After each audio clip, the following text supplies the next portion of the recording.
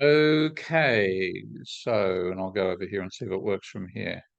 Okay, so this is not particularly mathematical lecture. The next one that I give will be quite mathematical and equally Turek, because Turek's talking about the Cobb-Douglas production function that gets you involved in mathematics in quite a heavy way.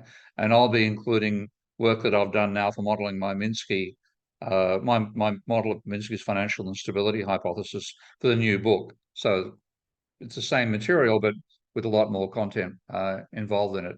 And what I'm starting with here is the nonsense you get from neoclassicals on money.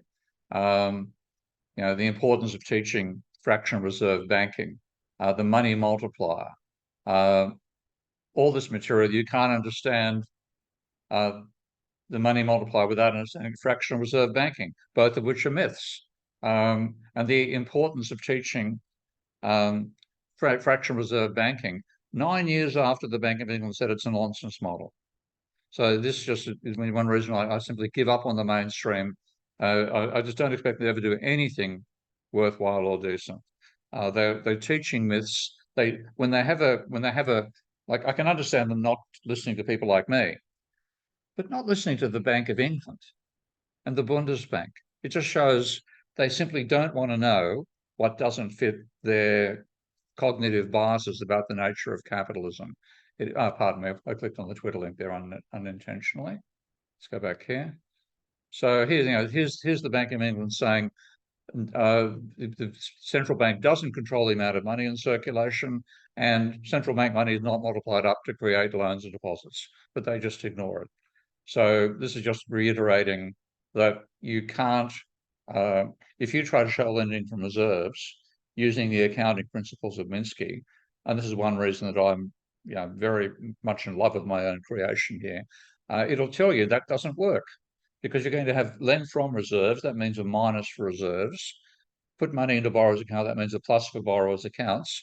You don't obey the law of accounting. You've made a mistake. So that just doesn't work. And the only way you can actually do it is to say that the reserves go down and loans go up. But then you have a dilemma. How does the borrower get the money? Well, the only way that works is if the borrower gets the money in cash. I covered some of this in a bit of detail in the end of yesterday's lecture too, by the way. So some of you are seeing this again, but it was an earlier version that I've done here, which is actually more tightly prepared, I think. So what you have is reserves go down. So reserves are leaving the banking sector, and they're leaving it literally in the form of cash, which the borrower is then taking out of the bank. So that's the link to falling reserves and rising cash is what's going on there. And then since you've got the cash, you'll accept the fact that you owe the bank money because the debt you've got to the bank is equivalent to the cash the bank has given you. So that makes sense.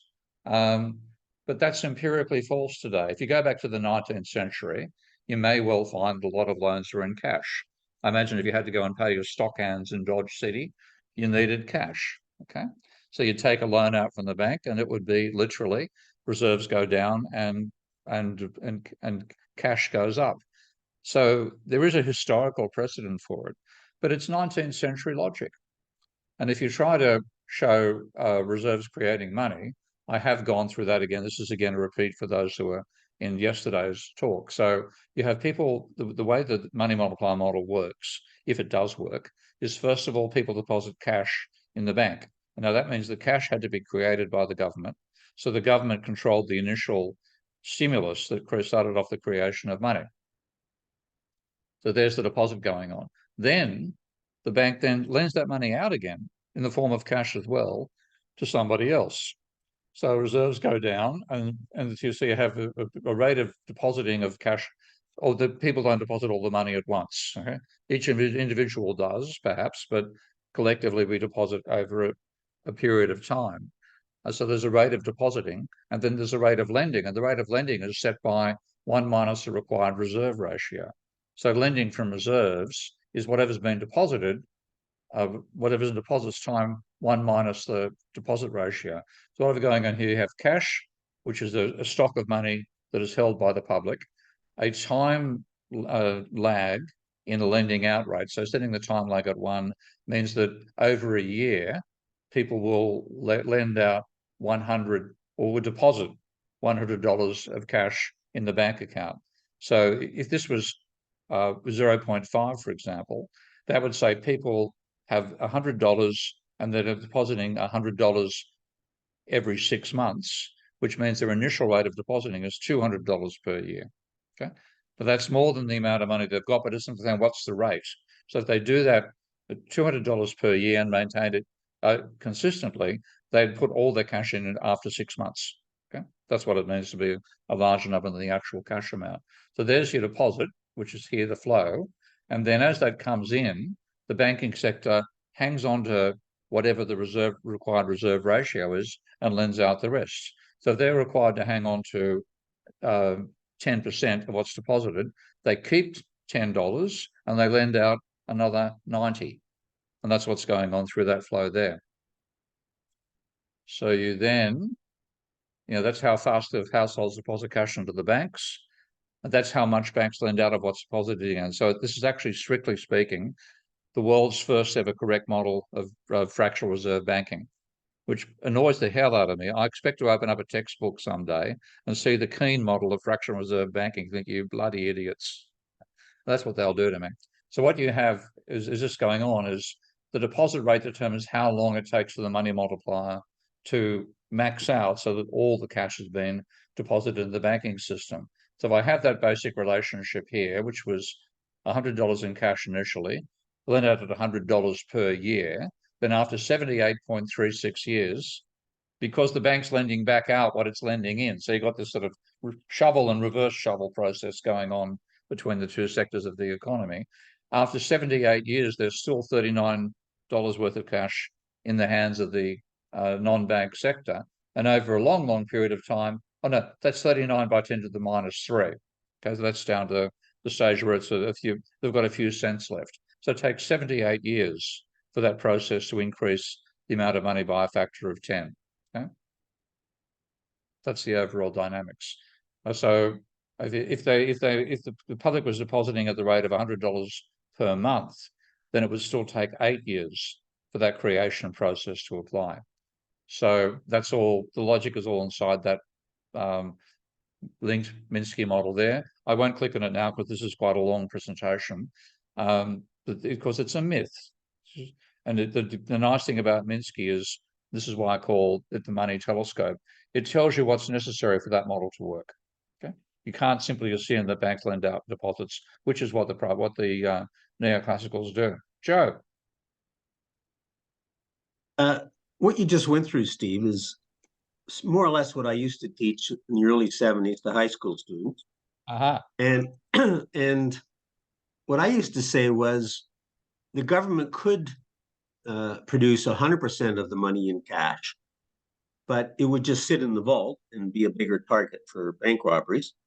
So essentially, the government was just simply saying, okay, you can loan as if you had that whole 100%. And hence, I mean, that's how I presented it to the kids. And it made sense at the time. Yeah. And to me, and you mentioned you have some sympathy with digital dollars. And you've had Robert Hockett on, who's obviously advocated that. I mean, couldn't we actually have that nice, simple system which the kids could understand, and hopefully all society can understand, where with digital dollars you could issue all the cash, and you mean not have you mean central bank digital cash? Yeah. We could, like that's the modern way you'd bring in the Chicago plan is to give banks a deposit at the central bank out of which they could lend, and they could not. Once they went down to zero, they couldn't lend anymore. So you could control the lending that way. I'm ambivalent. This, you would have noticed this so far. I'm a very big critic of private banks and the way they've behaved, but I think if I would rather have private individuals making decisions about what they think is likely to be a successful private venture, if you actually constrain them to lending just for useful purposes rather than asset speculation, which is what they get sucked into, because asset speculation is so simple. All you've got to, I mean, I remember having catching taxis around Sydney and finding I was being driven by an ex-bank manager, and who would take me past, said, when we used to approve loans in the past, we had to go inside and check out the building and see if there are any cracks. He said, now they've got these young kids just driving around to make sure there's a house on the block. And if it is, they'll approve the loan.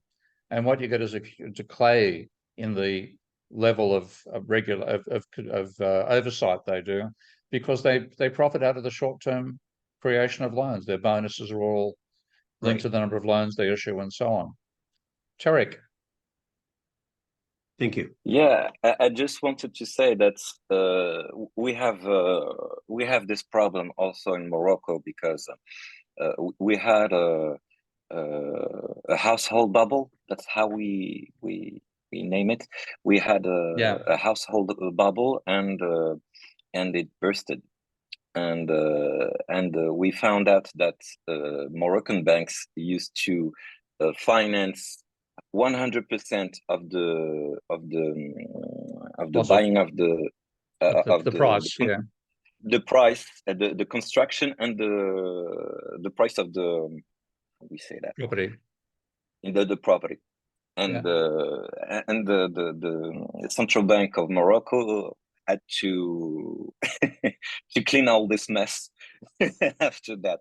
So we also have this problem in Morocco. They want to deregulate also the rate of change of the Moroccan currency. Yeah, I mean, the bankers, and this is speaking from talking to people like Richard Vague, as well as my own experience of them. It's a huge adrenaline rush to make huge amounts of money out of lending. And they will get all caught up in the whole herd behavior of doing it.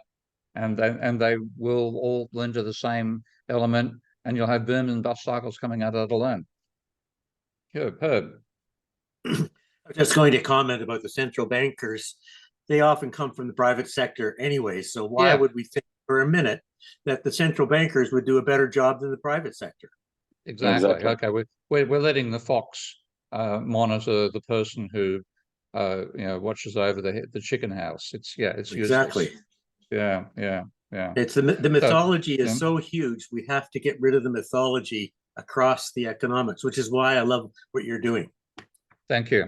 It's what I'm trying to do. I mean, that's why, again, just understanding the accounting lets you see all these elements, including the fact that basically house lending for house purchases is what causes house price bubbles. There's an obvious positive feedback loop, or amplifying, as I prefer to say, amplifying feedback loop. It's not positive at all. It's quite destructive. But that's what keeps house prices rising, and that leads to more bank loans, and then we have a crash coming after it. And if the government rescues them, we get stuck in the sort of quandary we've been in since the post-financial crisis, rather than actually getting rid of the debt and getting out of the problem in the first place. So yeah, we have to understand it. Once we do, we'll realize how much we've been conned. So back to this issue of why do neoclassicals persist with a model that doesn't make sense? And it's really because they want to blame the government. And if you read a neoclassical paper, you can be sure they're going to blame the government for all the things that go wrong with capitalism. And Bernanke did that quite classically when he wrote his essays on the Great Depressions. This is our analysis. His, of course. I hate using that. That's why I say I and mine in my articles. The royal we is quite misleading. Our analysis provides the clearest indictment of the Federal Reserve and US government monetary policy between mid-1928 and the financial crisis beginning in the spring of 31. The Fed managed to convert positive reserve inflows, so he's talking mainly there about gold as it happens, into negative growth in the M1 money stock. So Fed policy was actively destabilizing in the pre-1931. Our methods proportion a substantial portion of the worldwide deflation to these policy decisions by the Federal Reserve. And I think he got his just desserts when he became the chairman of the Federal Reserve later, though he then gets a Nobel Prize for it, which, just I'm disgusted by them, basically. So this cringeworthy comment he made at Milton Friedman's 90th birthday. Let me end my talk by abusing slightly my status as an official representative of the Federal Reserve. I'd like to say to Milton and Anna, regarding the Great Depression, you're right, we did it, we're very sorry, but thanks to you, we won't do it again. And he then did it again 4 years later or 5 years later. Just cringeworthy. So equally, that's the money multiplier model, which at least explains a way in which money can be created by the bank lending process. But their other model, curiously, doesn't allow for money creation. It has to exist in the first place. It just shuffles the existing money around. So what if you take a look at the model they build, this is their idea of lending is between one saver and a borrower. So this would actually mean your savers' bank accounts would go down and borrowers' accounts would go up, which of course is a violation of what bank deposits are. They're demand deposits. If you put in $1,000 and you want to withdraw it again the same day, you can do it. But according to this model, if you gave it as a saver, it's no longer there for you to spend. So it's, again, they haven't thought through the logic here when you put it together, that you can't get demand deposits out of this. So that's the basic logic they have, that the borrowers from another non-bank, therefore the loan is an asset of the saver, not an asset of the banking sector. So that all the banking sector has reserves. Strictly speaking, in this model, the bank sector is not doing any lending. And then the borrowers have a interest they have to pay, which goes to the saver. And there's then the government, the borrowers themselves are making money. Effectively, the bank is only making money out of a fee. So I call this, and you're old enough to know this joke, I call this the Ashley Madison theory of banking. Okay, Ashley Madison doesn't actually fuck you, but it'll introduce somebody else who wants to fuck you, and you pay a fee to Ashley Madison for the privilege. That's the Ashley Madison model of banking. So the saver lends to the borrower, the saver earns interest, the bank charges the saver a fee, that's the introduction agency fee, and the loan is an asset of the saver, not of the bank. That's the whole logic of it. Now, what that means is, and I've done this using my invention of a Moore table, it means that there is no impact on GDP. So you can have, as I've got over here, enormous changes in credit and GDP flatlines, because there's no, the way I've got this set up, there's no impact of the money going from the saver to the borrower on the rate of turnover of money in the economy. Just a simple little assumption. So private debt can go through the roof and nothing happens to GDP. And this is why they have this mental attitude of ignoring GDP, ignoring credit when they analyze the economy. Tarek. Does Paul Krugman still believe this crap? They do. They do. I mean, honestly, this is people. I know you're shaking your head, mate. And like I've spoken to so many people, oh, they must be onto it. They must know what they're talking about. This is like saying those Catholics must know that Jesus Christ died and is buried somewhere in Palestine. Okay, those people in Scientology must know that people didn't arrive on the planet in a DC-3, which is what you get out of a Ron Hubbard. People fall for shit. Okay, we share beliefs and we fool ourselves to accept those beliefs, and we live in communities which reinforce them. And this has made me quite a cynic about humanity in general. I don't see us. We obviously are intelligent. We can reason. We can add 2 and 2 together and get 5 3/4 if it's sorry. But this belief systems we share. What makes us special is that by being able to build explanations of reality, we share those explanations of the reality and we share the beliefs, and then the belief themselves becomes more important than reality itself. Yep. Tarek? Yeah, as a philosopher of science, that's the proof that scientific communities are not always rational. But what you have, and this is the important thing about science, I talk about this in the methodology lecture in great detail, but let's have a bit of a rave here tonight. I'm quite enjoying being interrupted. Science has a corrective mechanism, which is experimentation. And the fact that you can run an experiment and experiment can contradict your paradigm is what gives you the chance for a science to progress. But the other thing, which is extremely important, and this is why I distinguish economics from the sciences as well, there's anomalies for a paradigm in science are eternal. Once you find them, that paradigm, whatever contradicted the paradigm exists, and nobody, once it's known about, you can't forget about it, and you can reproduce it. But an anomaly in economics, once it's passed through time, people forget about it. So, like, if I was teaching this material in 1933, everybody would know about the 1929 stock market crash, etc., etc. I'm now teaching it virtually a century later. Nobody alive today was alive during the Great Depression, pretty much. Certainly not during the 1920s. So it's only what you learn from history. And of course, economists don't learn history. So you consequently don't get, and it's also the vision that economists have of the capitalist economy is an ideology. It tells you that it's the best possible social system. You're a meritocracy. You get paid what you would deserve.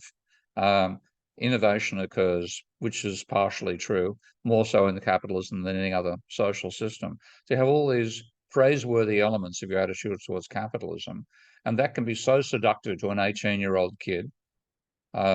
It's just like reading Ayn Rand, or reading Marx at the same age, and you fall for that mental picture, and then you will be, if everybody else thinks that what the lecturer is teaching is nonsense, you'll be the one who gets appointed professor. So you get more people who are more susceptible to believing bullshit than you'd possibly imagine. Anyway, on it goes. So, and what I can do, and this is the beauty of Minsky again, it's very easy to edit this system and say, well, the loans are actually an asset of the bank. You can just delete what you do to do that. If you want to create this in Minsky yourself, you have to define the banking sector's view, the saver's view, and the borrower's view, and then what you have, the loan and loanable funds will turn up as an asset of the saver and a liability of the borrower. Now, then to transfer it, you delete the element in the saver's column and say it's not an asset of the saver. But since you've deleted it there, and you delete the financial operations as well on that same table, but that leaves the same information and the same financial operations on the borrower's form still, because you've got the loan recorded as an asset and a liability. Get rid of the savers, you've got rid of it as an asset, but it's still there as a liability. Then you go to the banks table, you insert an extra row, and you then click on the wedge, which asks, what assets haven't been allocated as liabilities and vice versa.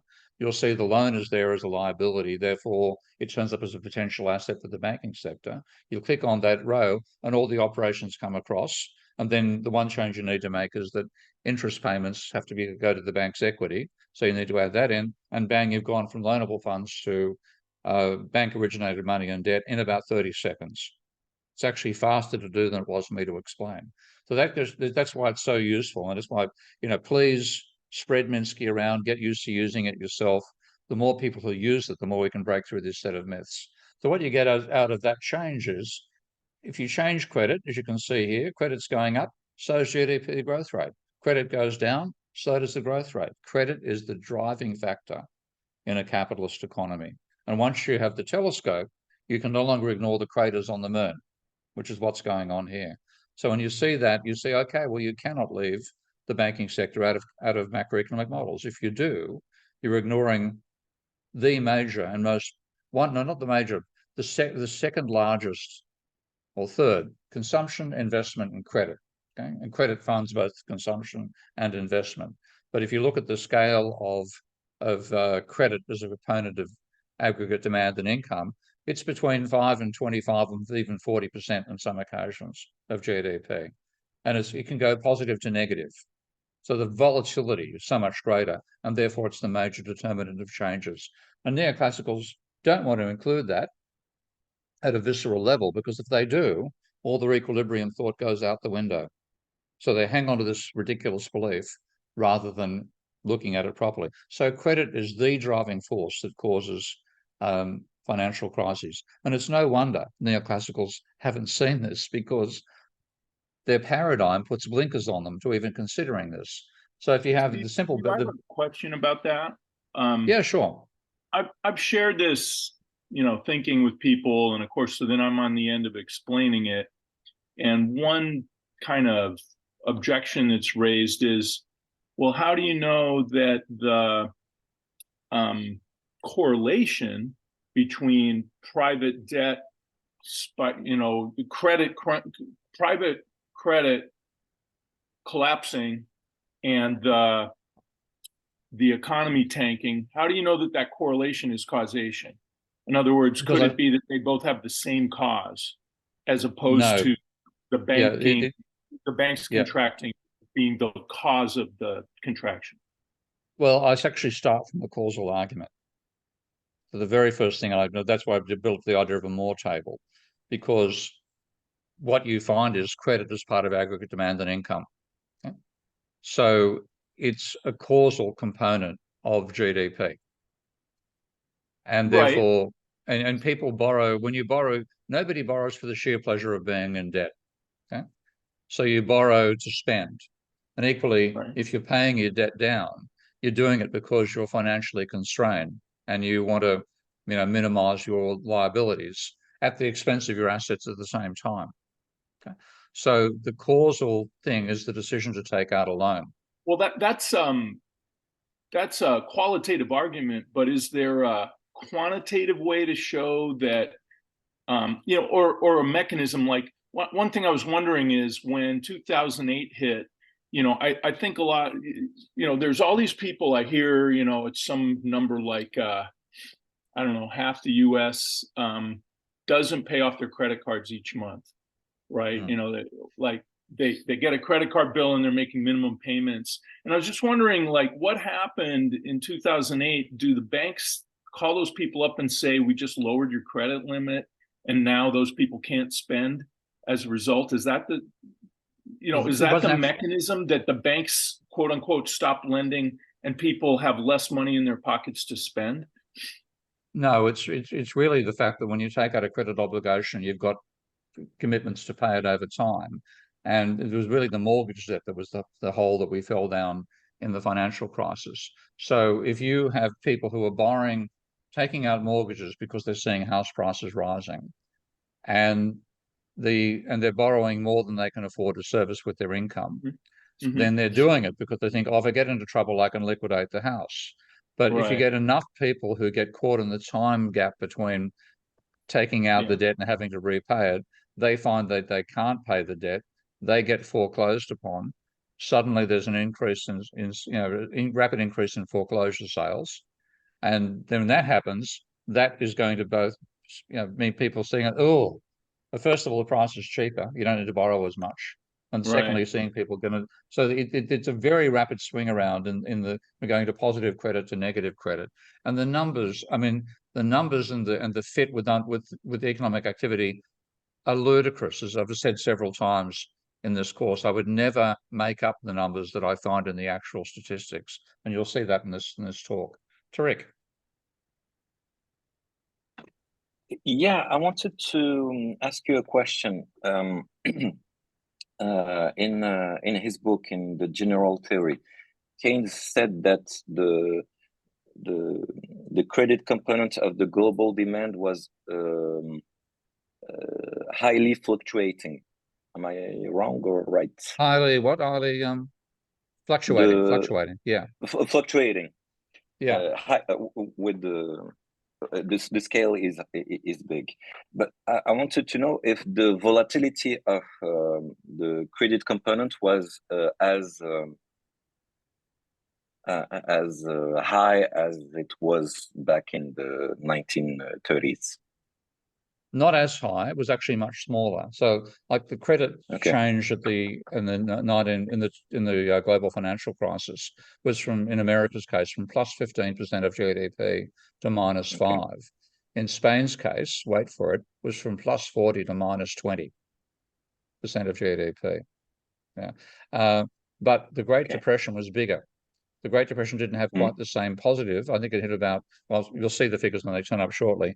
And I've got to imply the figures because you don't have the same data set. The Federal Reserve data set, which comes from Copeland's flow of funds table, only began in 1952, and then they backdated it using the same methodology in 1946. But before that, you've got annual data from the United States Census, and there are two separate data series with vastly different numbers. So I had to come and put them all together.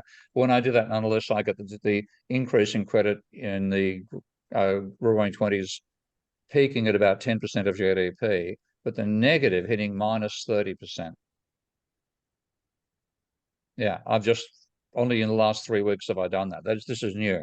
in today's lecture. So it still stuns me, but we'll take a look at that in a moment. That's the scale of the turnaround. So the simple explanation, which comes straight out of just this double entry bookkeeping view of the world, is that credit causes the booms, and when it stops growing, it causes the slumps. And this is data I was actually just talking about a moment ago.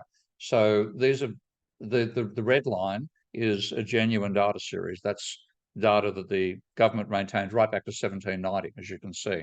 And notice this is the intriguing thing about the relationship between private debt and public debt or government debt. When governments get obsessed with paying their debt levels down, it almost always causes a private debt bubble. And I do see as a causal relationship, because what happens is this is destroying fiat money. Okay? Governments think that they're being responsible and saving. What they're actually doing is destroying fiat-created money in the economy. So here's the government from 1790 going from a debt level of about 25% of GDP down to zero by 1938. And you can just see this is the unfortunately the Census Department data only goes back to only 1834. So 1834, 35, 36, 37, and then bang. Okay? Now you look down here, credit went from about 20% of GDP to minus 15%. And that's literally, this is one of the reasons that I see the explanation as causal, John, because I didn't know that there was this thing called the Panic of 1837 until I produced the first version of this graph. And then what I saw down here, and you can just see it turning up in the numbers here, I saw this strong negative, credit was negative. Oh, 1837. I wonder what happened in 1837. And then I checked, and it's known as the Panic of 1837. So you can see the private debt hit, and on these adjusted numbers that I've done, about 110% of GDP, and then it fell down to 50%, and finally again down to about 10%. But this was, I think that is that the Civil War, 1860? I don't know my American history all that well. No, that's the right date. Well, 60 to 65. So, yeah, so that's the American Civil War. Got America out of a depression caused by the government reducing government debt. So you find the extent to which what governments think is responsible behavior actually leads to the crisis of capitalism, because that encourages people to borrow private money, and they gamble on rising asset prices. And that then when they collapse, which comes back to the credit issue again, then you have a depression. And then civil society breaks down, we end up in a civil war. Okay. Tariq, have you got another comment, or just that you haven't taken it down yet? Another question? I'm sorry. Yeah, I have to put my hand down. Okay, thank you. Okay, so here we go. This is just there's the global financial crisis. Now look what a pimple that was in this revised data. There's the Great Depression, which is just stunning, and I've still got to check those numbers. We've got a few issues with Ravel at the moment in terms of how we import data with different time series. So the data up to 1946 is annual data. What I did with my MathCAD program was I smoothed it. I made it to pseudo monthly data. And I may have made some mistakes there. I'm winning one of whether I did. I didn't get that big a negative. I got about a minus 10% out of that. But this is saying like minus 30% of GDP. And there are many elements to why that happened, because, of course, in the 1930s, private banks could buy shares. So they were one of many organizations that bought into the share market bubble. And then when the share market bubble collapsed, their asset levels collapsed. And you had a collapse in credit coming out of the closure of banks, as well as coming out of the private individuals getting wiped out and having to reduce their debt that way. And there's the panic of 1937. The reason they're taking the credit out of the market, or you have a negative credit as you show it, is because they're trying to they're afraid they're going under. Is that right? That's why they're stopping. It's not just that. It's also individuals start paying their debt off rather than taking on more debt. So maybe they have bad loans, and the banks lose money because of that, and then they stop lending because they think the environment's looking bad. Is that right? Yeah. And you can certainly see that behavior back in 2008. I mean, I was intensely involved with some financial speculators in Australia in, when was that? 80, about the time of the '87 crash. And so, like, you know, when I make jokes about bankers wasting all their money on cocaine, I'm not joking. I've been to I don't like cocaine, but I've been to those parties where it's being snorted up people's nostrils like crazy. They get high on all this stuff, quite literally. And so when it goes negative, they get equally bad, and, you know, slam on the brakes and stop doing the lending. And you go from where anybody can get a loan for buying a house to where nobody can get a loan for buying a house. So it's both the supply and the demand side. You should be able to see a slight lead, like a phase lead of the contraction before the more public problem, right? Like, shouldn't there be like that the credit contracts and then the other effects happen? Like, that would still cause an effect temporarily, right? That's what turns up. So like if you look at the level of credit in America, it peaked, and this you can't see in this chart because it's been reduced to yearly resolution from quarterly. And of course, I've got 2 centuries of data there. But if you focus on just the quarterly data and look around 2008, you see the credit actually peaked in late 2006, early 2007. The crisis began in August of 2007. Right. So there is a time lag.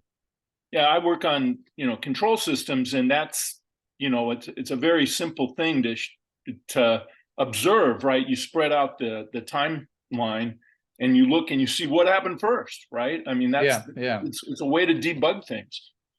Yeah, there's a feedback loop between the two, which makes it slightly more complicated in this instance. Exactly, but even so, even in a closed loop system, you can see which thing happens first. Awesome. Yeah, and that does turn up on the data. I'm not sure that I just hope I have a decent. Here we go. These are, again, unfortunately, is both a yearly data because of that weakness in in Ravel at the moment, and when we aggregate 2 different data series. On a hammer, that is the quarterly one. So you can see there's the peak in credit, and it is, and again, there are also timing issues in how the data is recorded as well. Unemployment is recorded, you know, monthly, credit is recorded quarterly, so you can't really differentiate the two. But, you know, one is so ridiculously inverse to the other. And according to neoclassicals, there should be no correlation. The correlation is about minus 0.92 or 0.93. It's ludicrously strong, and it just runs through the whole data set. So, and the higher the private debt level is, the more likely it is to happen. So this is you know, our most recent crisis, again, emphasizing it. The relationship is not so strong when you have a lower level of private debt. And that's why, you actually obviously anticipating your comment here, I used the causal argument beforehand, the idea that credit is part of aggregate demand and income. And if it turns down, then that's what's going to cause the crash. If it turns up, that's what's going to cause a boom. So, and the trouble is these days, and this is why I want to talk about controlling what banks can lend to, most of the money that they lend goes into asset price speculation. It doesn't go to productive investment. So you have a difficult time. Tariq, do you have another comment? I'm just not sure whether you put your hand down. Yeah, I wanted to point out something that one of your charts showed. It showed that banking crises were regular in the 19th century. Yeah, and that's very true. I mean, you'll see now Austrians in particular blaming everything on the financial reserve and saying there were no crises before. There was a crisis every 10 to 15 years. They didn't get as big. That's largely the point. They didn't get as big as they did in the. So we've only actually had 2 periods of negative credit in the 20th century: the Great Depression and the global financial crisis in the first decade of the 21st century. Apart from that, it's been positive credit all the way through. So partially what the Federal Reserve has done is it's enabled the reinforcing behavior of the private banking sector to continue on for longer. Whereas without the scale of government spending, the impact of private credit was faster in the 19th century than the 20th. And therefore, you saw more regular downturns. So we have, and the point that links the private government debt with private debt is when the government gets obsessed with reducing its debt level, it's actually destroying fiat money. There's less money in circulation. people have a lower level of private equity because the government's equity has gone up, there's private equity has gone down. Their response is to borrow money from the banking sector and speculate on the value of non-financial assets. So in some ways, government trying to reduce its own debt encourages speculative behavior by the private sector. And because that's a Ponzi scheme, it'll fail. And we end up with a crash like the Great Depression. So this is why it's important to distinguish non-financial assets from financial, but there's also a causal link in the valuation of non-financial assets to what's happening with financial assets. So, what identifies the major forms of non-financial assets are houses and shares. Okay? Now, when you buy a house, you're paying a price for that house, and you then get it as an asset. It's an asset independent of any debt you took to take it on, but you will value that as what you think you can sell the house for. Now, of course, you can't say, I'm going to buy some cigarettes down the street. I'll just sell my house and go and buy the cigarettes, or I'll hand over my house to. You've got to convert it from its notional value into actual cash. So there's a time lag. It is not liquid. So non-financial assets are not liquid in the same sense that money is. And shares the same thing. When you have a limited liability company, its liability is limited to the initial value of the shares, or initial value of its share capital, which can be $1 with a lot of limited liability companies. If you buy a share issued for book value of $1, that's effectively its financial value, because in that sense, the $1 valuation the company puts on it is your asset and their liability. But if it gets to be $100, that $99 difference is your non-financial asset and nobody's liability, which is what people are trying to take advantage of and spend that, sell the shares, turn it into cash and make money out of it. But ultimately, they're not changing the amount of cash that exists that they can liquidate into. And this is where the trap of having to liquidate money during a financial crisis can come from. So equally, this is a mind blower. I'm guessing where I'm coming up to with my next set of charts. But the scale of margin debt during the 1920s is simply breathtaking. So once I realized this issue about non-financial assets, we amended Minsky so that it can have multiple equity columns. And you can also, so I've got houses here as an asset. You can also show them as equity. Okay? Now we're still working out the overall logic there. You can see that according to the A minus L minus E check in this version of Minsky, this is a few months ago, so Russell may have actually changed it since then. It violates that rule. But the basic idea is you've got assets as an equity, houses as an asset, houses as equity. The number should still sum to zero. So we've got to improve the mathematics there. But that's putting something as both your asset and your equity, whereas normally your asset is somebody else's liability. That doesn't apply with non-financial assets. They're different.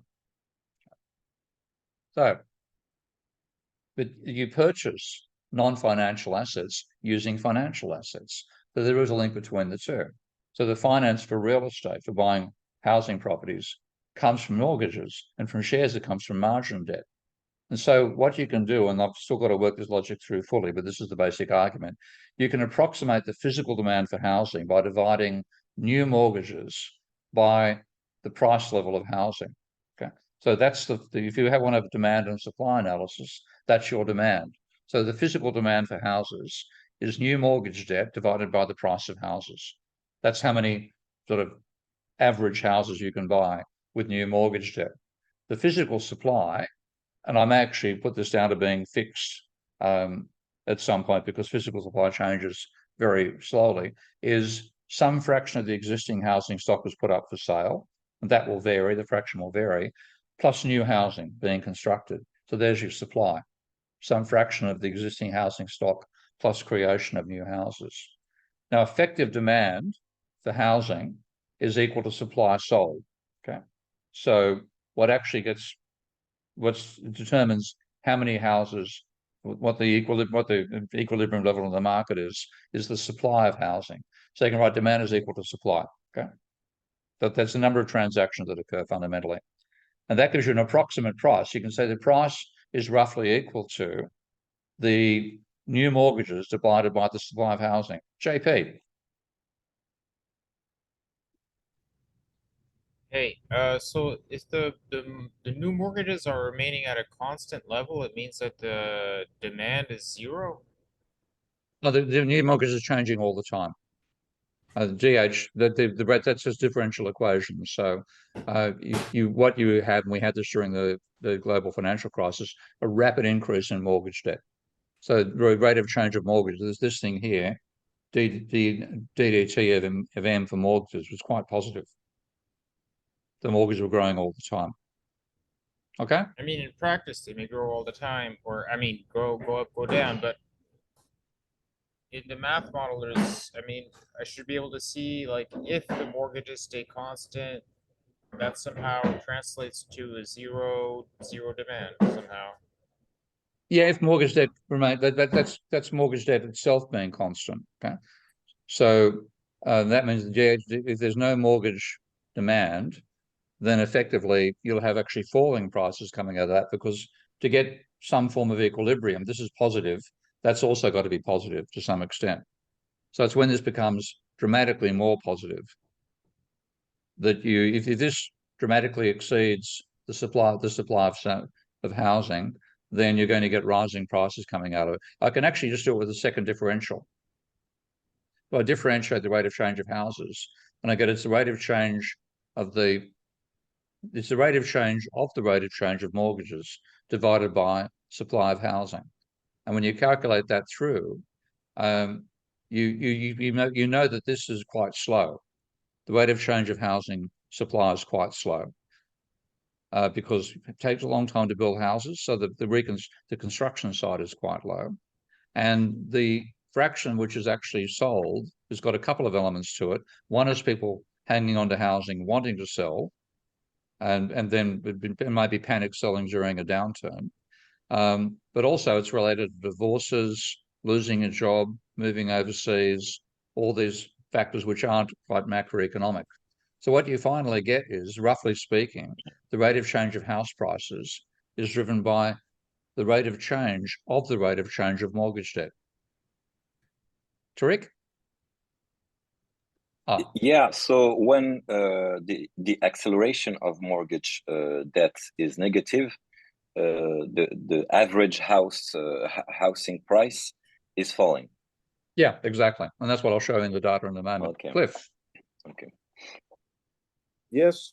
Why do you say that part of supply is some fraction of the existing housing stock? Because obviously if somebody sells a house, somebody gains one, so you add to supply, but that person that sold it needs to live somewhere. So is there really any net change? Oh, there's still got to be transactions.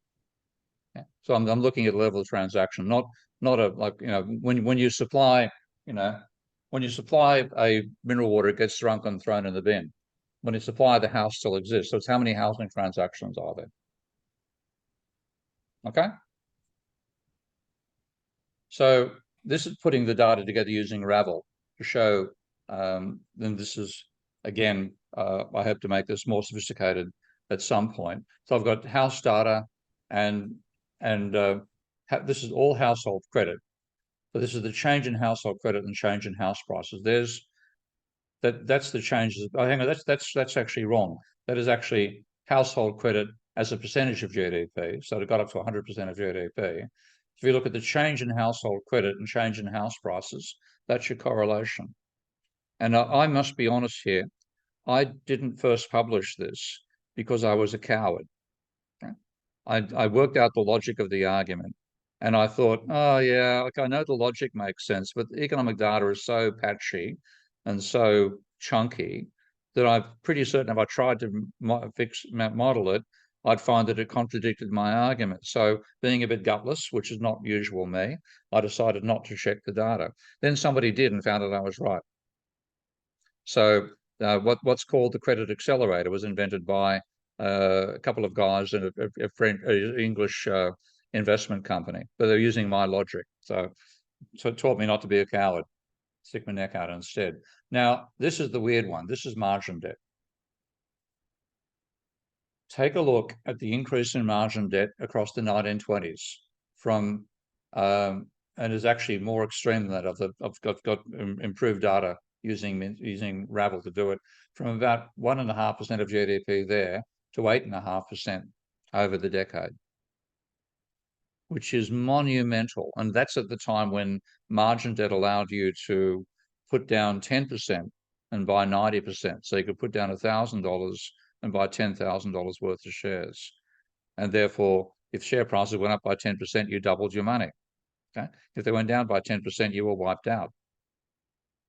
And that reached 8.5% of GDP. And what happened with share prices, this is looking at it through Robert Shiller's CAPE index, they plunged. And as they plunged, margin calls were made, and they plunged more and more margin calls. And it kept on going until the fall in margin debt, as you can see here, was minus 8% of GDP. So that alone, that in this particular piece of work implies to me that the number I'm finding of minus 30% for total credit actually makes sense, because on its own, the fall in margin debt was running at 80% of GDP per year. So horrific. That's what gave us the Great Depression. And I said, it's, again, back to John's comment, it's not a simple one-way causation, but you've got in reinforcing positive feedback loops, because higher prices entice people to take out more debt, and higher debt finances by higher prices. So it is a complex system. But that's what I was doing there with Ravel to put that together. This, by the way, is the latest beta. This is actually, I just updated this today. So I do recommend, if you haven't downloaded for a while, download this version. We've fine-tuned a number of hassles. We're doing a lot of work right now because of the other company we're talking to about Ravel. So here's showing margin debt as percentage, absolute dollars, margin debt as a percentage of GDP, and then the change and the change in the change in margin debt. And then when you put the change in margin debt, the change in the change in margin of debt against the change in Robert Shiller's cyclically adjusted price to earnings ratio, you just see the Great Depression. Sorry, pardon this. No, this is not the Great Depression. I've just taken a small segment here. So I've gone from 1999 November to 2018 December, and that's the 2000 stock market crash. That's the 2007 stock market crash. So the causal argument is supported by the data very, very strongly. And again, just a reminder, if you haven't looked at Ravel, I'll post these slides tonight before I head back home. That's a rough introduction to Ravel. I've got to spend some time updating the manual because we're getting close to being able to sell it. So it's time that I have to do this. So negative credit is the cause of financial crises. And you find this initially first realized in a grand sale by Irving Fisher. And I have an enormous amount of time for Irving Fisher because he's an extremely rare example of somebody who was a leading neoclassical, who abandoned it and came across to a non-equilibrium way of thinking. But it came at great personal cost because he created the mainstream finance theory in the late 1800s when he was doing his PhD. And he was also a classic tinkerer. He actually, you know the Rolodex. Most of you were over what a Rolodex is. So the physical version of an iPhone or an iPad. He invented that, and he then sold it to the Rand Corporation. So it was a rotary wheel that had people's names and addresses on it, and you could find your contacts very rapidly. That's just one thing he did. He also made a physical machine to calculate general equilibrium prices. So he made a physical version of Volra, and in that sense, he predates Fisher, unfortunately coming from a equilibrium point of view rather than Phillips's idea of non-equilibrium dynamics, which he was quite conscious of because he was an electrical engineer. But the very first person to build a physical economy model wasn't Phillips. It was Fisher, and about 50 years earlier. So very intriguing human being. So he was a teetotaler, and he supported the prohibition. We don't agree on that one. So very, very complex personality. But what he did was he built this theory, and he then followed his own advice, and he became a millionaire because of it, and extremely wealthy. And he lost it in one day, October 29, 1929, he lost everything. It was just that big. Now, first of all, it's really quite intriguing to read everything he wrote across that time period because he's struggling. You can see the emotional, what the hell happened here? It must be the fault of people who don't understand things as much as I do. And then over he said, hang on, my understanding led me into this trap. I'm wrong, not the people who got out, which was a remarkable twist. So Hyman Minsky picked up his theory, and that's why we now talk about Minsky moments rather than Fisher moments. But he was the Paul Krugman of his time, quite a famous neoclassical economist, and he developed the supply and demand theory version of what became the efficient market hypothesis, made money out of the Rolodex, and then I think he was a columnist. I'm not quite sure about that, but he published regularly in the New York Times. He was always quoted in the New York Times, and he was a bull for the stock market. He believed that what was going on in the 1920s, the invention of radio and a whole range of other technologies, running out of electricity, huge changes. That's just said the future prospects were brilliant for the American market. So he invested all the money he made out of the Rolodex into the stock market, and you saw the scale of margin debt there from 1% to 8.5% of GDP. Then it collapses to near zero. And he'd taken a position which was consistent with his pre-Great Depression theory of finance. So he took supply and demand and said the rate of interest is the price in the exchange between present and future goods, which is very strictly neoclassical thinking. By the way, the date here, he actually published it in 1907. It was republished in 1930. Very bad timing. Okay? So he said there are three forces that set the prices of assets. You have a subjective preference for individuals for present goods over future goods, and that determines the supply of funds. Okay, and I'm emphasizing the words there for a reason. There are objective possibilities for profitable investment, and that determines the demand for funds. And then the market mechanism brings the two into equilibrium. And this is one of the great holes in neoclassical thinking because they try to fit everything into supply and demand. Now, when you're working in terms of ordinary commodities, the demand that they derive is subjective. Your preference is between goods, and your preference is now for goods now versus goods in the future. That's subjective for demand. And then the supply is objective, marginal cost of production, okay, et cetera, et cetera. So they have a subjective theory of demand and objective theory of supply. But that can't be applied to two crucial markets in a capitalist economy. It can't apply to the stock market, which is what Fisher's doing here, because he's got subjective determining supply and objective determining demand. So they flip around. And also for the labor market. Okay, workers, the demand for workers is objective. It's the marginal product of workers that determines demand. The supply is subjective. It's the time preference of workers for leisure over labor. So there's two critical markets. They can't fit into that subjective demand, objective supply framework. And they'll struggle and try to get around it, but that is impossible for them to escape. So what they do instead, they distort reality. So what Fisher said was, so I've just jumped ahead of myself here. So if you have the market for apples, supply is objective, demand is subjective. And that's the standard situation. But in finance, you've got an objective factor determines demand, investment opportunities, and a subjective factor determines supply, willingness to lend. So this leads to a whole lot of perversions. And you have to shoehorn to make your theory fit. And what Fisher did was say, if you have a low time preference, then you're going to have a low supply. Or rather, if you have a low time preference now, you're not going to want to spend your money, so you're going to be willing to supply it. You'll be a lender. If you have a high time preference, you want stuff now, then you're going to prefer to consume. You're going to be a borrower. That's the logic.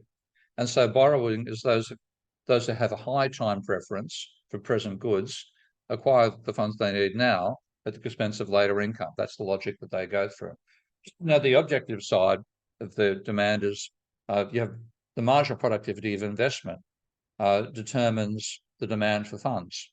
And there's high returns, you'll get high demand for funds, low return, low demand. And you've also got to have a market that enables these two to be met together. There must be opportunities for this to be brought together.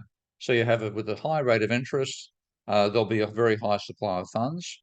With a low rate of interest, there'll be a very low rate of funds. So, and demand, with a high rate of interest, most investments won't be profitable, so there'll be low demand. When you have a low rate of interest, most investments will be profitable, high rate of demand. This is the shoehorning that he did to make this fit the neoclassical framework. So you get supply and demand setting an equilibrium interest rate. That sounds very, very normal. But there's still a curly problem left to you, and that is that the standard market supply and demand analysis ignores time. Okay, there's sort of instantaneous buying and selling of commodities and consumption and so on. But you can't get away from time in finance, because you borrow money now, you've got to pay it later. Okay, so there's still a time dimension. Even neoclassicals can't avoid time when it comes to finance. So Fisher said, well, let's make some simplifying assumptions. Okay, let's assume the market is cleared, and cleared with respect to every interval of time. And let's assume that all debts are paid. Now, sometime looking back, he realized that's what led me astray. Okay, making those assumptions in 1930 was the death sentence. So he published in October 15, 2 weeks before the crash. He said stock prices have reached what looks like a permanently high plateau. Now, most people only see that quote. I do not feel that there will soon, if ever, be a 50 or 60 point break below present levels, such as a bear commentator, Mr. Babson, has predicted. I expect to see the stock market a good deal higher than it is today within a few months. Now, how to ruin your reputation? That's 2 weeks before a 90% fall on the stock market. So here's what he published in 1929. Yale economist, right, told purchasing agents increased earnings justify the rise. Now here's the arguments in favor. Investment trusts. This is the precursor of financial advisors. All this stuff is publicly available. And October 23rd, you get Black Wednesday, a 10% loss in one day. And he then puts the fall down to a speculative mania. Not the rise, but the fall was due to a speculative mania. You can find all this stuff in the New York Times, by the way, if you have access to their archive machine. So now 4 years later, the market was down actually 90% when you take a good look at it. And he lost over $10 million in 1930 terms, which is $100 million in our terms, an enormous loss. He was wiped out completely. So here's the great crash. This is a log scale, as you can see. So we're starting down here at 50 back in 1915. There's the rise to about 400. It falls down to 40, okay, a 90% fall. And then if you look at so that's the overall, the complete fall from October 1929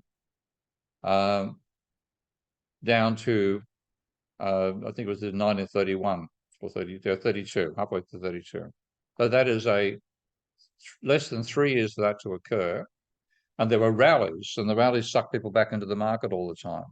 So you'd see this happening and people extrapolate it forward and it doesn't last, but it's too late. You're back in the market again. Continue being wiped out all the way down through this period. And at the end of it, it was down 89%. So an enormous fall when people were much more levered than they allowed to be since then, because margin loans were limited to 50% deposit after the Great Depression, and you can see why. And it took 25 years for the market index to recover, but the market index then had different shares than the market index back here. So the long-term fall was even worse than that implies. And so Fisher was just ruined by it in all sorts of ways. And he then developed an alternative theory. It took him about 3 years to get there, which he called the debt deflation theory of Great Depressions. And he rejected the conditions which gave him the previous theory. So he said the previous theory assumed equilibrium, but real-world equilibrium is short-lived. And this is where I regard Fisher as more important than Keynes on this front. He said, because he actually understood you had to get away from equilibrium thinking.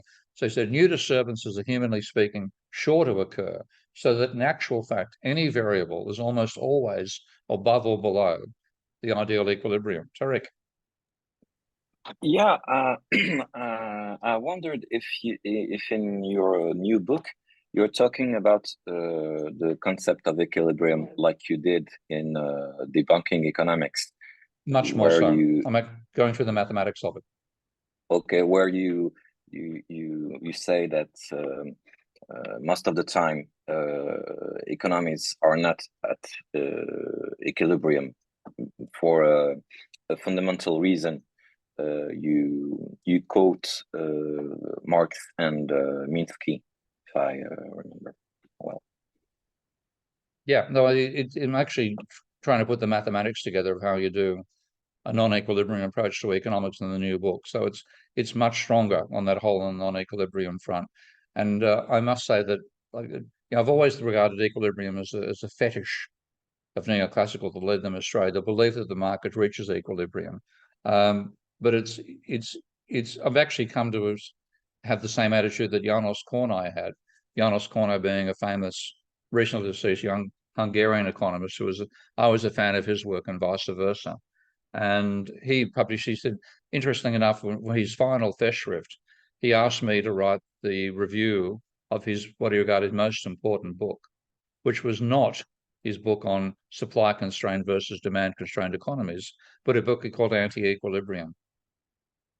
So the belief that equilibrium is the state we're heading towards or the state we're in is a major reason why neoclassical economics is both an ideology and fundamentally wrong. So here's Fisher realizing this himself. Does John Blatt explains why we're not at equilibrium in his book? Who again? Is there a chapter? John Blatt, yes. John Blatt. Yeah, Blatt is marvelous. Yeah. Is there a specific chapter that you recommend? Yes, and I'll look it up in the discussion, but remind me of that, because there is, he goes into in fact, he criticizes Goodwin's model for not having an unstable equilibrium. Okay? So that's the flaw of the model, which is very different. Neoclassical think, not having a stable equilibrium is the flaw. That says quite literally, not having an unstable equilibrium is the flaw. So that's the chapter to read. Okay. So this is Fisher again saying theoretically there must be over or under production, over or under consumption, over or under spending, over or under everything else. Nothing is in equilibrium. And this is the insight that neoclassicals can't even see when they read Fisher, because they can't comprehend such a situation. And he's not the writer on the scale of Keynes, but this isn't bad. It is as absurd to assume for any long period of time the variables in the economic organization will stay put in perfect equilibrium as to assume the Atlantic Ocean can never be without a wave. So non-equilibrium thinking was an essential part of his thinking. So we needed a non-equilibrium theory of the economics. And he was making a plea for disequilibrium thinking. And he said the key two dominant factors which cause depressions are over-indebtedness to start with and deflation following soon after. So overinvestment and over-speculation are important, but they have far less serious results when they're not conducted with borrowed money. And here is a line that always makes me cry. Well, not this line, the next one. Over-indebtedness lends importance to overinvestment or over-speculation. The same is true to overconfidence. And here's the punchline. I fancy that overconfidence seldom does any great harm, except when, as and if it beguiles its victims into debt. And that was from the heart, because he went from being a multimillionaire to a pauper in a day. So he realized how much he was led astray by his own beliefs. So you have overconfidence, you get over-indebted, and then you have a chain reaction. And this was the classic catechism he put forward. Debt liquidation leads to distress selling. So you cut your prices to try to get sales. That reduces the amount of deposit money in circulation. So this is, John, a bit of your causal question coming back again. Okay. Bank loans are paid off. That reduces the amount of money in existence. That contraction of deposits and also the velocity of circulation, because people are trying to spend more slowly, which also slows down GDPs, causes a fall in prices, which again is already happening to begin with. And that continues on. There'll be an even greater fall in net worth. So people start going bankrupt. They have a fall in profits, which means a kind of concerns that are making a loss will reduce output, reduce employment, and that will lead to pessimism and loss of confidence, which leads to hoarding, which slows you down even further. And then you have complicated disturbances in the rate of interest. And here he's thinking very clearly indeed, a fall in the nominal rate and a rise in the real. So in the Great Depression, the maximum rate of decline of nominal prices, deflation, was 10% per annum for about 3 years. So while that was happening, it meant that the interest rate never went negative. So your real rate of interest went from 2 or 3% to 10. And that's again what amplified the scale of the downturn. So it's a non-equilibrium theory. We've got to assume, you can assume that things, that to some, when you're close to equilibrium, you might return there. So if you have an oscillation, it's a bit like you're rocking a chair, and it'll come back into stable situations again. But the exact equilibrium is seldom reached and never long maintained. And again, that's the overconsumption, etc., etc. So he said there are two results come out of that. An ordinary cycle is where you have deflation or debt reduction, but you don't have both. Depressions where you have both together. And cycles when you have one without the other. And that's more like the stable equilibrium. But Great Depressions, when they two come together, the more debt is paid, the more they owe. And I call this Fisher's paradox. And the idea is, because you're paying off your debt, you're reducing the amount of money in existence, you're reducing GDP, prices falling as well, your debt ratio will actually rise. Okay?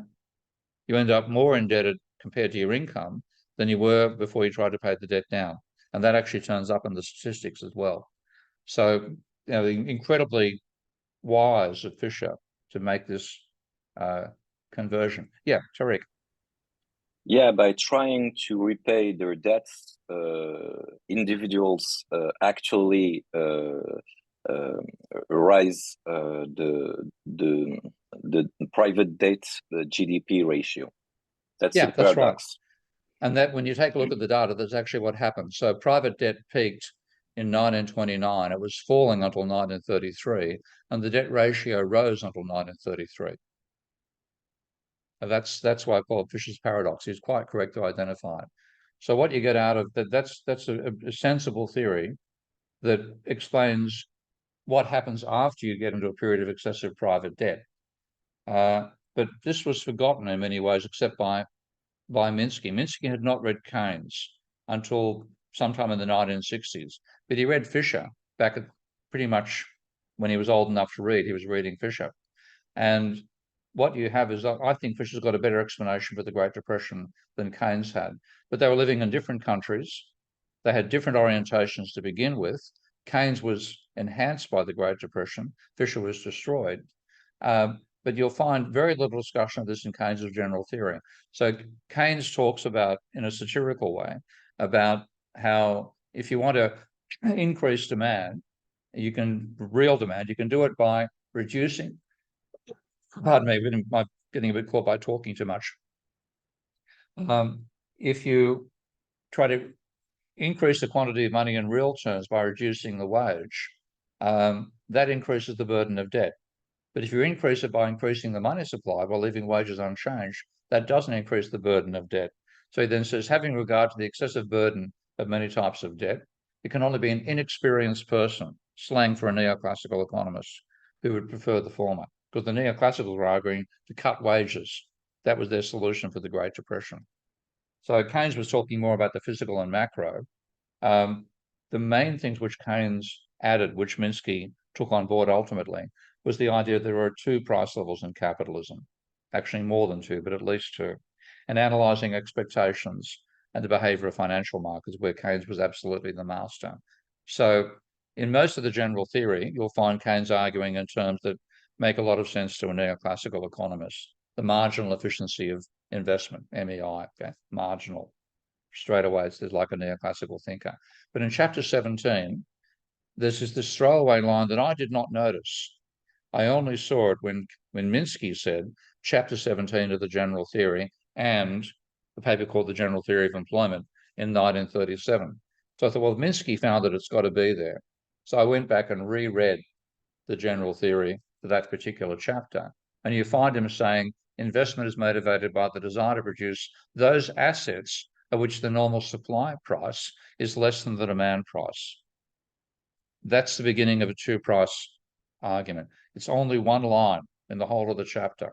So he said demand price is set by expected yields and depreciation and liquidity preference. The supply price is determined by the cost of production. Now, what he's talking about, therefore, is something where you don't have a marginal this and marginal that setting prices anymore. There's a gap. And that's the point that Keynes brought to the idea that became the financial instability hypothesis. And the intriguing thing about Keynes, having read enough of him to notice this, when he has an insight, after he's had it, he treats it as obvious. So he says here, the scale of production of capital assets depends, of course, on the relation between the cost of production and the prices which they're expected to realize in the market. Now, that is a huge deviation from mainstream theory at the time.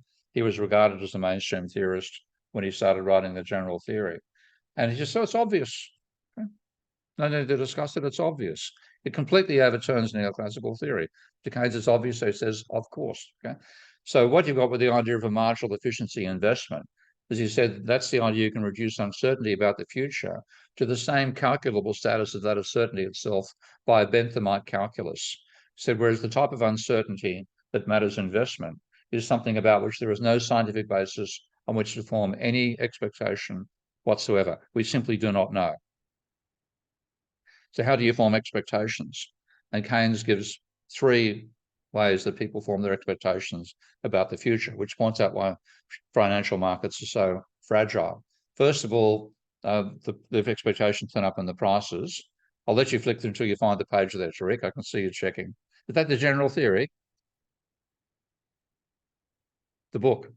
It's the book by Marc Lavoie. Oh, okay. I was flicking through Marc myself this morning. Okay.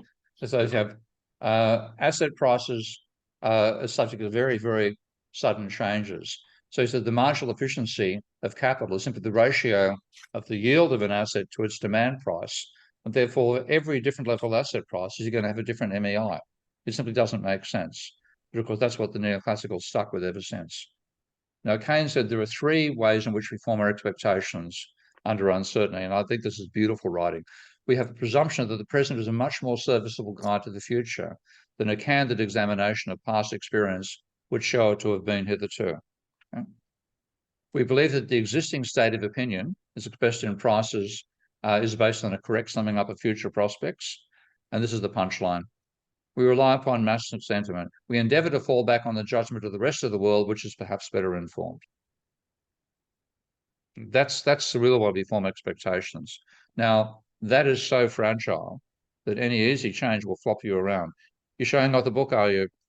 Yeah. Correct? I recommend chapter 2, Theory of Choice. Okay. Of this book. Yeah. Okay. So to get to Minsky, Minsky built his work on both Irving Fisher and Joseph Schumpeter. Fisher by reading him. Schumpeter was actually one of his two PhD supervisors. The other was Steindl, who was sort of a semi-Austrian, but a rather more realistic one. So what Schumpeter did was apply evolutionary theory to economics. And he emphasized the cyclical nature, again, non-equilibrium thinking of capitalism, and credit paid an essential role in Schumpeter's visions. If anybody here hasn't read Schumpeter, and I was in the situation, I read Schumpeter when I was 19 or 20, but I didn't particularly like it. I read Capitalism, Socialism, and Democracy. And I thought it was a waste of time, said so in my review of it. And I then realized it was actually the way he paid his retirement money. It was like a popular book at the time. His serious book is this one, which was his PhD thesis, The Theory of Economic Development. And that's brilliant. I only read that in the late 1990s, about 30 years after I started working in economics. So you saw credit playing a vital role. Again, John, this is the causal element in causing a cycle. And he supervised Minsky's PhD, so he's a direct influence. The two. He was a fan of Walras because he admired anybody who could do mathematical thinking. And that's a mistake, because he was actually a much deeper thinker than Walras. So Walras had money as a veil over barter, double all prices and double incomes, nothing changes. And that's nonsense in a world with debt, because if you have double oil prices and double incomes, you don't change your level of debt. Inflation makes you better off as a debtor. Okay? That's why creditors are so anti-inflation. So what Schumpeter said was he accepted the Walrasian framework for equilibrium, but said, then how do you get change and growth? And the only way you get it is by disturbing equilibrium. So you have new products that disturb the circular flow, and they affect both the price level and what's being produced. So if you double all prices and incomes, you make some better off and some worse. And that's the insight that Schumpeter had, that Walras and co. couldn't bring their minds to understand. Entrepreneurs are equally ones who benefit from that. So what you have in conventional economic theory is barter illusion. They talk about money illusion. They're suffering from barter illusion. So what you have with the standard model, you've got existing producers using existing production methods to exchange existing goods. That's their framework. And that's Walras' law. This is what Schumpeter accepted that. But with finance, what finance did from Schumpeter's point of view, initiate new products and new production levels. And therefore, money is not a veil over barter anymore. Money is the means by which entrepreneurs become able to bring on new ideas into the marketplace. So he said, for this follows in real life, credit must be greater than it could be if for only fully covered credit. That's being a bit, jargonistic and Austrian in the way he's expressing himself. But what he's saying is monetary demand exceeds monetary demand from selling existing goods and services. And that's where the monetary system is providing demand that would not exist if we didn't have the monetary system. So that's what enables Walras' law to be false when you have a growing economy. And the entrepreneur is the one that he saw being the main recipient of borrowed money. The entrepreneur needs credit, and he doesn't get it by selling existing goods and services. He must borrow. So the only way you can become an entrepreneur is by being in debt. They said that this is actually essential. It's not an arbitrary thing.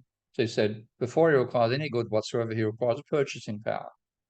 So, and this is actually Schumpeter's vision of a well-functioning capitalism, not the capitalism we have today when banks are lending for asset speculation rather than for productive investment. So in a normal productive cycle, it's income from selling goods and services that finances what occurs, but credit doesn't matter. And he says, do we overlook anything essential by ignoring credit in that world? The answer is no. Okay, that's a Say's law world. Aggregate demand equals aggregate supply. When you bring in credit financed entrepreneurs, expenditure is not financed by goods and services. So aggregate demand, including credit, exceeds aggregate supply from goods and services alone. And therefore you get a dominant role for credit. Demand exceeds that financed by sales. Okay, so credit is part of aggregate demand. So if I have to come back to anybody who beat me to this concept, it's Schumpeter. Okay? Not Keynes, not Fisher, but Schumpeter. So again, he understood that loans create deposits. So he said, since credit can't be given out of results of past enterprise, it can only exist as means of payment created ad hoc, backed neither by money nor by products already in existence. And that's the connection between lending and credit. And then that's the nature of the credit phenomenon. Credit is essentially the creation of purchasing power for the purpose of transferring it to the entrepreneur. So there's great wisdom in Schumpeter, and unfortunately, very largely neglected by all schools of thought, not just the post-Keynes, the neoclassical. So this is creating a purchasing power by the banks. It is always a question not of transforming existing, but creating new purchasing power out of nothing. So Schumpeter was a major predecessor of the endogenous money way of thinking. And he saw this as primarily financing investment, not consumption so much, but investment. So Say's law and Walras' law apply to him in the standard circular flow. Same products coming back again. Every supplier, there's somebody corresponding demand, blah, blah, blah. That's the neoclassical vision, which he accepted in equilibrium. But what he's talking about is the growth process. And what you've got here is very similar to Marx talking about two circuits in capitalism: commodity to money to commodity, which is ordinary workers selling their labor and getting money to buy goods and services. And that's the circular flow. And you can argue Say's law applies there, as did Marx. But money, commodity money, that's Schumpeter's entrepreneurial function. And Say's law doesn't apply. The capitalist, this is Marx saying now, the capitalist flows in less value in the form of money than he draws out of it. He would be failing to be a capitalist if he didn't do that. So again, there's great wisdom in Marx and Schumpeter. And Joan Robinson once said that Schumpeter is Marx with the adjectives changed. And there's a good deal of sense to that. So what you get with the capitalist is not trying to equalize supply and demand, but make the inequality between them as great as possible. Again, a non-equilibrium way of thinking. So there's a strong foundation of non-equilibrium thinking going back in economics for 150 years, but not amongst the neoclassicals. That's again why I want to rewrite economics to get us based on the people who understood that, rather than the people who didn't understand it. So these have Schumpeter's point made earlier, that capitalist throws in borrowed money and succeeds if you can hang on, repay the debt, and still have some of that created money in their pocket. So you have a dynamic and evolutionary view of the economy. It overturns the idea that money doesn't matter. It breaches supply, creates its own demand. It breaches Volra's law. So an enormous amount of wisdom in what Schumpeter argued, and it links finance and economics together. But it can affect it negatively as well as positively, and that's what Schumpeter didn't really cover. That's where Minsky comes in. So Minsky took Fisher's idea of debt deflation and the role of commodity price inflation in making things worse if it's deflation. The entrepreneurial role in Schumpeter, Keynes and two price levels, and Keynes about expectations and formation under uncertainty, and how financial markets behave, and having this link between finance to investment to savings, which is something that Keynes didn't have. Keynes had investment to savings, but didn't look at the role of finance properly until after the general theory. So you have,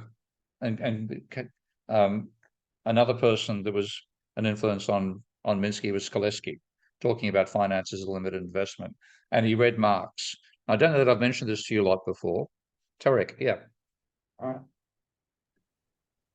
Yeah, I found all the techniques that agents use to act despite uncertainty. I can share my screen if you want. Okay, all right. Hang on a sec. I'll just give you the permission there. Hang on a second. Okay. Let's see. I've done security.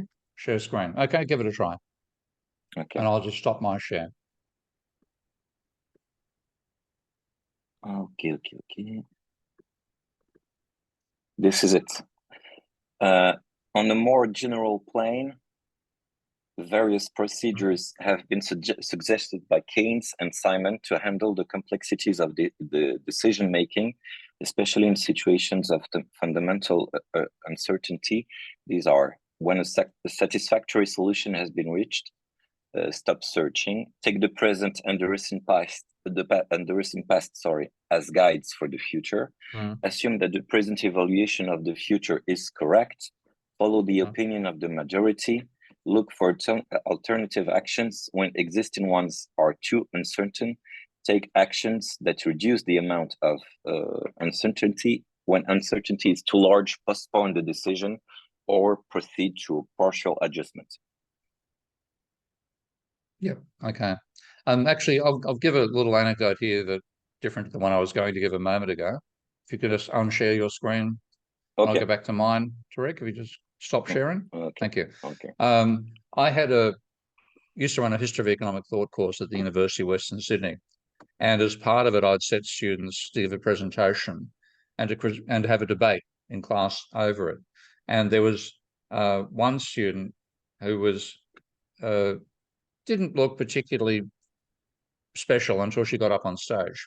A Filipino girl who was the most sparkling personality. She virtually danced across the seminar room as she gave a presentation. And she was trying to explain uncertainty. And she said this occurred to her literally while she was on stage. Everybody was enthralled with her, including me. And she finally said, we talk about uncertainty and risk, and we confuse the two. So imagine you're very attracted to someone, and everybody's thinking her. Okay? And you know that they've accepted 1 in 5 of every invitation they've had to go out on a date in the past. Does that mean you've got a 20% chance of being successful? I don't think so. And it was like a stomach punch to everybody in the room. Oh, that's what uncertainty means. The fact that the probability is 20% doesn't mean in any sense of the meaning of the word that you've got a 1 in 5 chance of being successful if you ask her out on a date. That's the explanation for uncertainty versus risk I've used ever since. Joe. I just came across some quotes that I put in the chat. Okay. The one was, the first one was from Schumpeter, 1912. And he says, the banker is not so much primarily a middleman in the commodity purchasing power as the producer of this commodity, which is precisely what you said. That was 1912.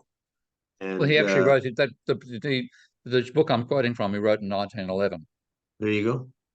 Yeah. And he says something else in the 1943 quote. But the one I perhaps like the best, this was all in the same set of notes. Keynes said, investment is the parent, not the twin of increased savings. That was a wonderful way of saying investment comes first. Yeah, and there's actually, I don't know that I quoted in this set of slides here. I'll have to check it up. And but this has been a fabulous discussion, and when I get a chance, I'll go back and update this lecture in quite a bit of detail afterwards. But Keynes at one stage in 1937, I think in a paper called Alternative Theories of the Rate of Interest, he wrote 3 great papers in 1937. Most of them are physically accessible on the web. Search for Keynes 1937 PDF and have a look at them. They're all far better, in my opinion, than the general theory itself. But what he said at one point in one of those papers was, he said, it is to a large degree the demand for finance which regulates investment. So, and he said, I had 3 sources of demand in the general theory. I had the transactions demand, the precautionary demand, and speculative demand. He said, I now think I should have had a 4th, which is demand for finance. So Keynes took a while to come around to understanding the importance of money, even himself, in after writing the general theory. And he actually, in the general theory, if you read the preface, I think, to the French edition, you find him saying he's trying to make Marshall's theory fit finance markets as well. And that's a mistake. So there was something he tried to do in the general theory, which he abandoned in 1937. So those 37 papers, if you want to understand Keynes and the really innovative stuff in Keynes, read them, not the general theory. I'll go back to sharing my screen here. Yep. Yeah, Joe. Thank you. Yeah, okay. So, so you have these elements together, giving us the financial instability hypothesis. And I had read an enormous number of critical books on capitalism between when I left the university as an undergraduate and when I started doing my master's degree. And none of them moved me because they all talked about the tendency to depression. So you had Brown and Sweezy talking about capitalism has a tendency towards stagnation. Didn't make any sense to me at all. Then I read Minsky, and what Minsky talked about was the fundamental instability of capitalism is upwards.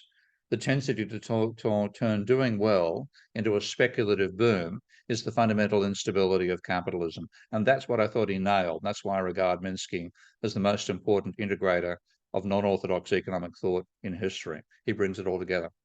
So he has 2 statements of the financial instability hypothesis that are worth reading. A book in 1975 called John Maynard Keynes. Now, it is not a biography of Keynes in any sense of the word. It's simply him giving the name of Keynes to this book because he hadn't read Keynes himself until sometime in the 60s, and he realized that Keynes had put most of it together. So it's not a biography. It's a far better book than Stabilizing an Unstable Economy. Do not bother buying Stabilize an Unstable Economy. It's one of the few books that I've thrown out. Okay? I think I've kept it, but only because of historical basis. But it's a lousy book. It took Minsky 15 years to write it. He wrote nothing new in that he hadn't already in John Maynard Keynes. He waffled and waffled and waffled and finally finished the damn thing. There's a couple of decent insights in there, but it's not worth the effort. John Maynard Keynes is brilliant. And if you want a short and punchy, by far the best set of books is a collection of essays called Can It Happen Again? So Minsky is somebody who writes very well in the small, not very well in the big. The one time he wrote a good long book was John Maynard Keynes. The best stuff I read are these short essays, some of them only 15 pages long. So, don't bother. I actually tried to tell Krugman that. Of course, he didn't listen to me. So this is the key dynamic statement. And a lot of people talk about, they focus on what they call the shift from precautionary, calls it? Hedge finance, speculative, and Ponzi. I've forgotten the three terms. A lot of people focus upon that. I focus on this because it's necessarily dynamic. And this is what I think is the key statement, the financial instability hypothesis. The natural starting point for analyzing the relation between debt and income is to take an economy with a cyclical past that is now doing well. The inherited debt reflects the history of the economy, including a period where it didn't do so well. So there's been a financial crisis in the recent past. The liability structures are based upon some margin for safety because of that, because people are worried they're going to see a repeat of the previous crisis. But as the recovery continues, two things become evident. Debts are easily validated, and those that were heavily in debt prospered. It pays to lever. After the event, the margins of safety are too high. So views about acceptable levels of debt change. People are more willing to take on more debt. And the deal making that goes on between the various elements of a capitalist economy, the bankers, the investment bankers, businessmen, the acceptable level of debt starts to rise. This increase in the weight of debt finance raises market prices as well. So you get an asset bubble coming out of this. As this continues, the economy is transformed into a boom economy. So stable growth is inconsistent with the manner in which investment is financed in a capitalist economy. And this is the punchline. The fundamental instability of a capitalist economy is upward. The tendency to transform doing well into a speculative investment boom is the basic instability in a capitalist economy. And I thought, that's nailed it. That's the first explanation of capitalism's crises that's ever made sense to me, which is why I put myself into modeling the financial instability hypothesis, because Minsky had used the wrong mathematics to try to build his own model of it. So when you look at it, what Minsky got right is asking the right question. Neoclassicals ask, can a market system reach general equilibrium? And the mathematics points out, no, the answer to that question is no, it can't. Okay. This is the Perron-Frobenius theorem. So they try to get around that. Minsky says, can a Great Depression happen again? And if it can happen, why didn't it happen in the years since World War II? He wrote this in 1977. These are questions that naturally follow from the historical record and the comparative success of the past 35 years. To answer these questions, it is necessary to have an economic theory which makes Great Depressions one of the possible states in which our capitalist economy can find itself. And of course, neoclassical economics does not fit the bill. It can't do it. So you have to have the capacity in your model to generate a Great Depression. And he said the abstract model of the neoclassicals cannot generate instability. When you build the model, capital assets, financing, money creation, liability constraints, and uncertainty are all assumed away. To do better, we must abandon the neoclassical synthesis. It's no wonder they haven't been able to integrate him into their thought. Okay, this is like trying to integrate gravity into a Ptolemaic model of the universe. So you've got a model which is both aware of time and debt.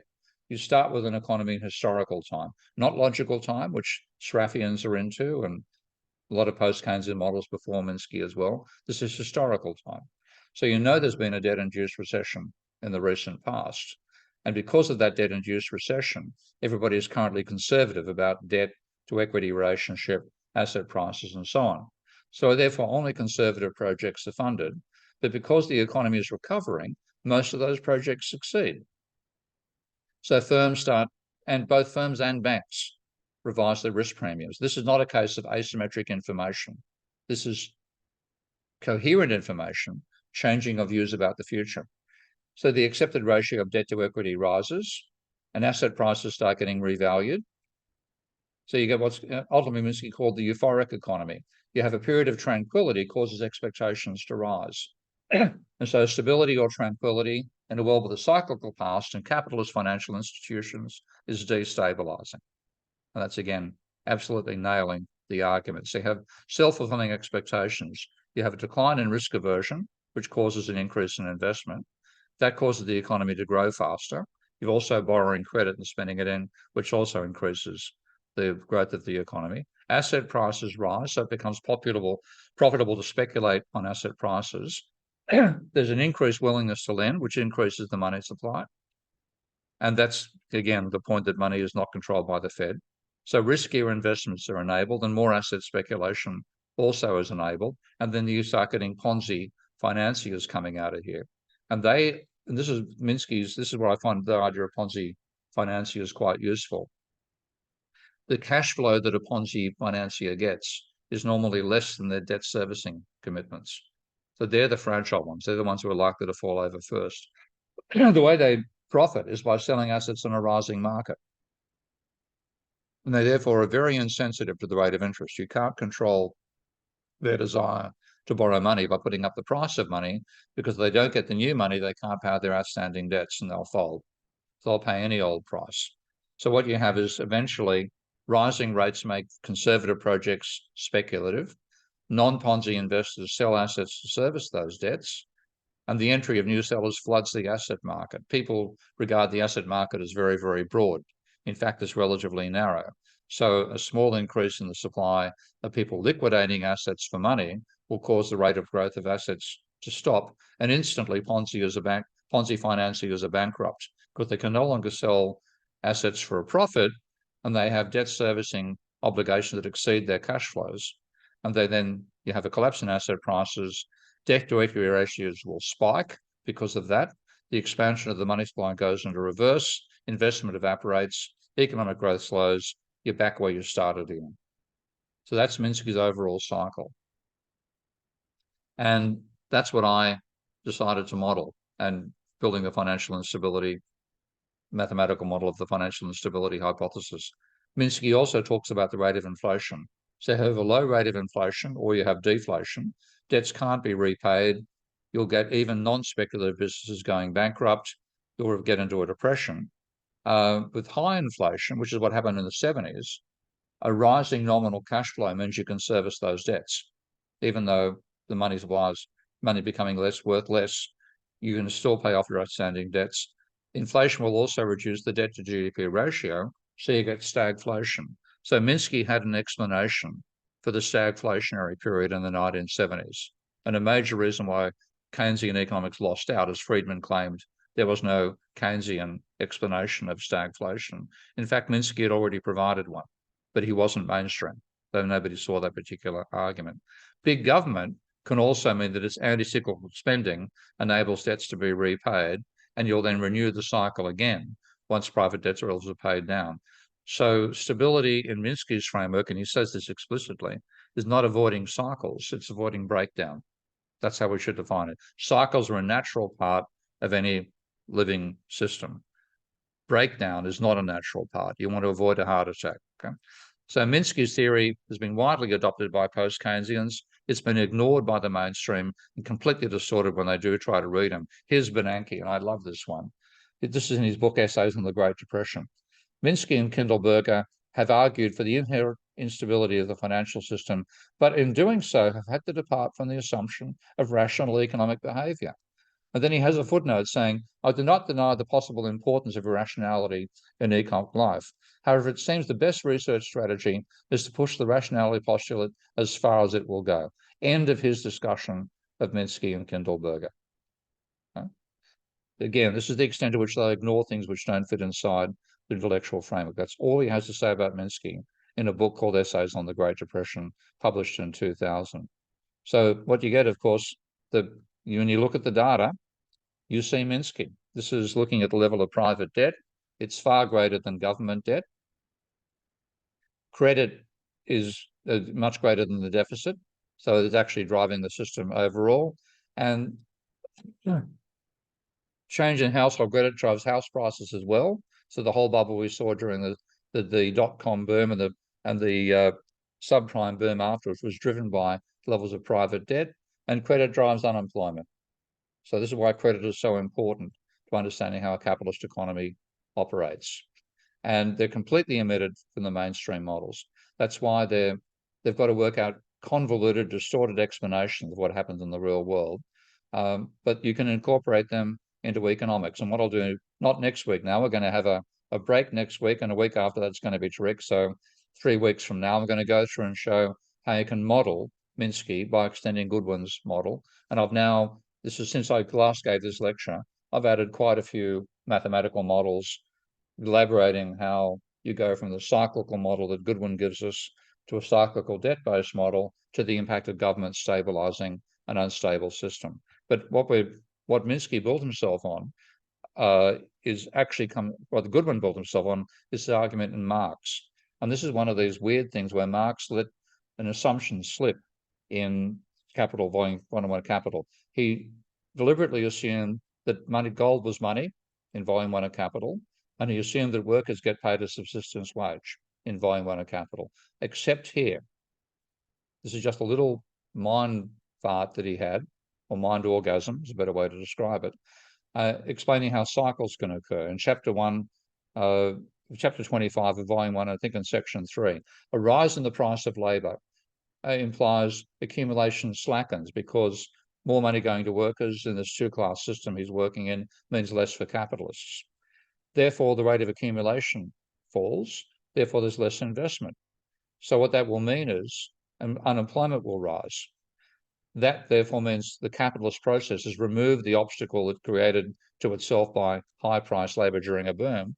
The price of labour falls again to a level corresponding with the need of the self-expansion of capital, whether the level be below, the same as, or above the one that occurred below. So he's just temporarily jumped out of that assumption that workers always get paid a subsistence wage.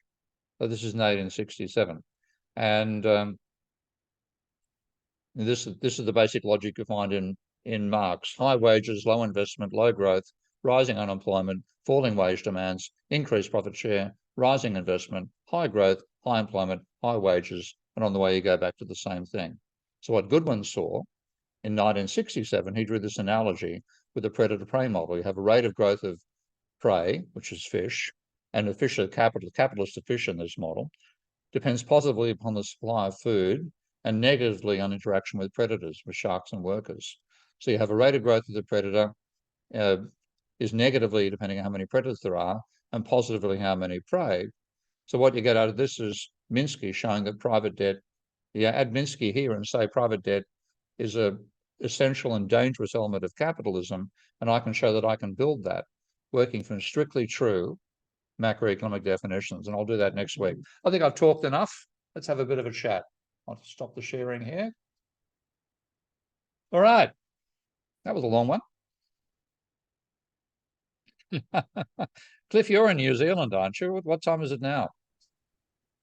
It's actually, because of the time changes, it's now almost 9 o'clock in the morning. Oh, that's reasonable. Okay. I don't feel so embarrassed about you being up so early for us.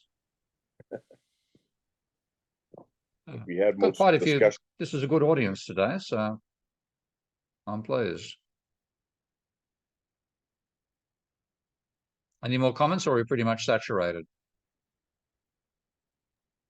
Saturated. Pretty saturated by the looks of it. Okay. Well, look, it's been great. Love the conversation during the lecture. It makes it much more alive for me as well as for you. Lovely comments as well. I'll save the chat too.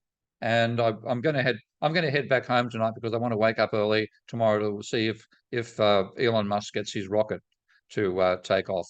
Because you know that the next launch attempt is tomorrow. So I'll be home waiting for that. So you'll have to wait for the recording, but I'll put the lecture notes up as well before I head back home. So thank you, everybody. And I'll see you all, not next week. We're taking a break next week. See you the week after. And Tariq is taking the stage then. Bye all. Bye. Thanks, Steve.